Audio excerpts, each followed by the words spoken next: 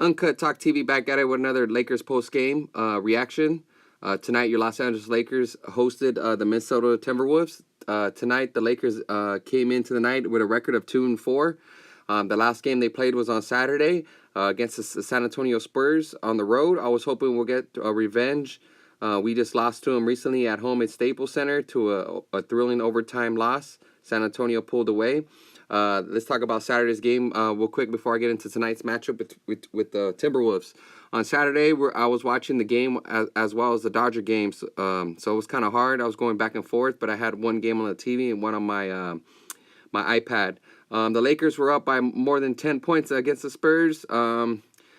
Somehow they let the Spurs came back. We have no answer for Aldridge and the boy from Compton. DeMar DeRozan. DeMar DeRozan lit us up in the fourth quarter.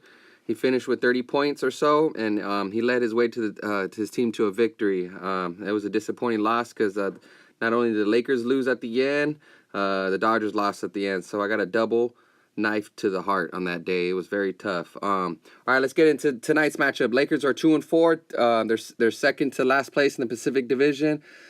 T-Wolves are 2-4. They're second to last in the Northwest Division. Let's just get into it. Pretty much, I was able to watch the second half. The first half, I was on my way home from work. I was listening to it. The game seemed pretty back and forth for the most part. Ingram came back today after a 4-game suspension. From what I heard, he was balling in the first half. He finished the game with 24 points on 19 from 18 shooting, and he was 3 from 5 from the three-point land.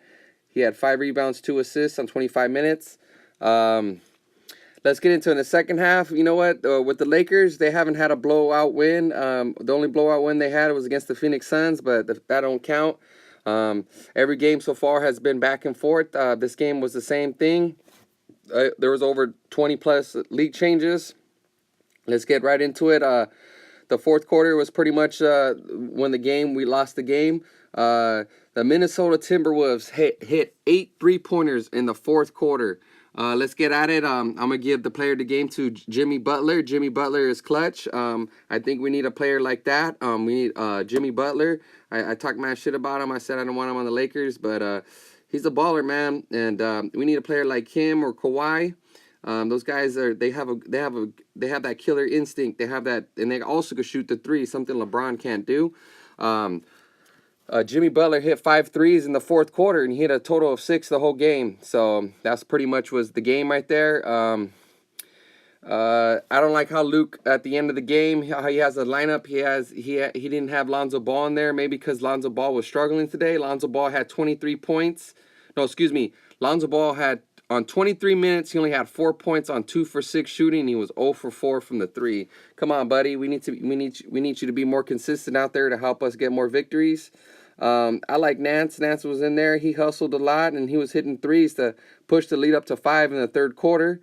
Let's talk about LeBron James. His three-pointer looked a little bit better today. He was 3 from 6. He had 29 points. He had 10 rebounds, 8 assists. But he had also 5 turnovers. We gotta cut that down. LeBron James is a great player, but I don't know yet. I haven't really seen him yet. I don't know. Maybe I'm just so used to like Kobe going at it with that killer Mamba mentality. I don't know. LeBron James, and also seen after DeMar DeRozan and Jimmy Butler taking over the fourth quarter with big 3-point shots and big shots. I don't know. I just think LeBron he just been big and strong and powerful all these years. He never developed a really solid outside jump shot or a post move. Sometimes we need a go-to basket and we have nowhere to go to. So the Minnesota Timberwolves pushed it to an 8-point lead in the fourth quarter. As usual, we come back. We're down by 2, I believe, with like 30 to 40 seconds. LeBron James and Ingram are trying to do a pick and roll to see which player will get open. Neither get open. So LeBron James passes to Kuzma. Kuzma's just dribbling at the top of the 3. He's dribbling instead of taking it to the hole. He settles for a 3 when we're down by 2, and Gibson blocks his shot, and that was pretty much the game. It's pretty frustrating. The Lakers are 2-5. I had high hopes for them entering the season. I was thinking they'll make the playoffs and finish in like at least the top 2 to 5 ranking in the West, but the West is very stacked, and LeBron's seeing that now. I'll give the Lakers some credit. They have a tough schedule. The NBA started them off with a tough schedule. Let's check the first 5 games. Let's see. They opened on the road against Portland. That's a playoff team. Followed by Houston at home. That was another playoff team. Followed by the Spurs at home. That's another playoffs team. So those are 3 straight losses.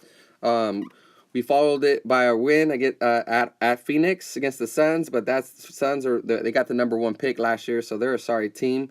Thursday was the biggest win of our season against Denver at home. They were 4-0. I like that lineup a lot when they had Ingram and Rondo were out. I like Lonzo Ball in the starting lineup, and at the end of the games, he came up big. Ever since Rondo came back, they lost, and Ingram too.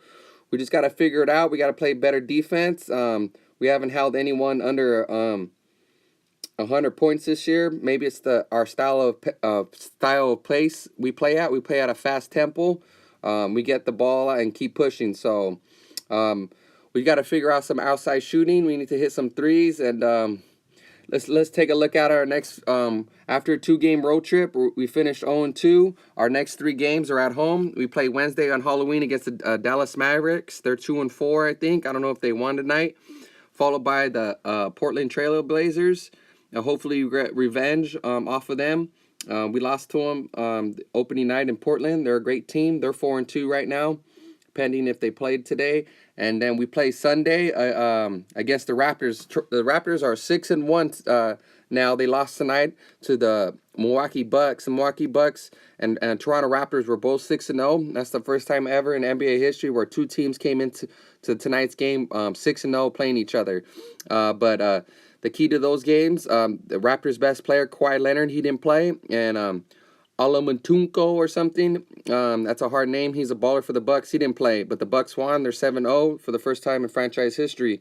So that we got a few tough. We should beat Dallas Mavericks, but that should be a win. But the way that the Lakers play, you never know. But Saturday and Sunday, those are 2 great games to look forward. Back-to-back games against the Trailblazers and then Raptors.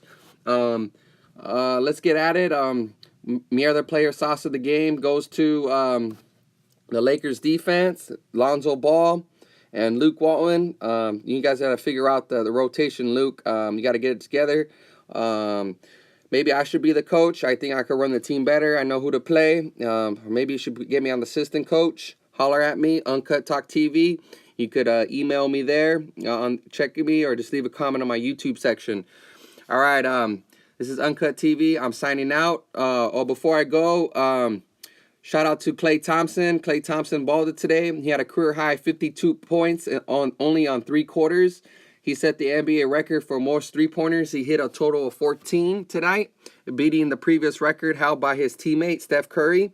Prior to tonight, Klay Thompson was shooting 17% from the 3. Those are what LeBron's pretty much shooting this year. LeBron's around 20. While he lit the Bulls up for 6 for 7, I think, from the 3 in the first quarter, and had 21 points.